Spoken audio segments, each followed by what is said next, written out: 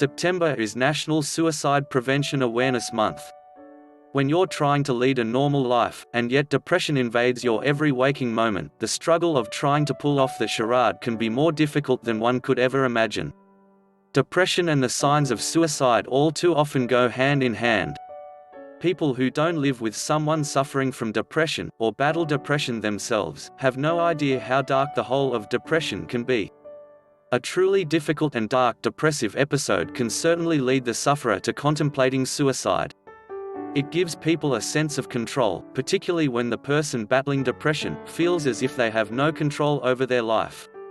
Suicide, as bad as it is, may look like the only way out. It can put an end to the feelings of desperation, the feelings of total worthlessness, and the overwhelming sadness that invades every pore of your being, and the dire hopelessness that fills each waking moment. Depression and signs of suicide are health concerns that should be taken very seriously. If a friend or loved one is suffering from depression, and if you are concerned about the symptoms of suicide, there are a few things you can do. Be helpful and supportive by listening, and reassuring them of their self-worth. While you are being supportive, it is also imperative that you get them to their healthcare provider.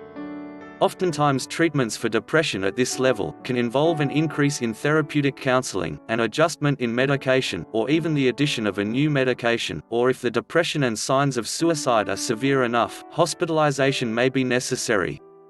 If your friend or loved one begins to talk about suicide, and then starts to give away favorite possessions, this is a serious sign of suicide and it must be dealt with immediately. It indicates that the sufferer has seriously contemplated harming themselves.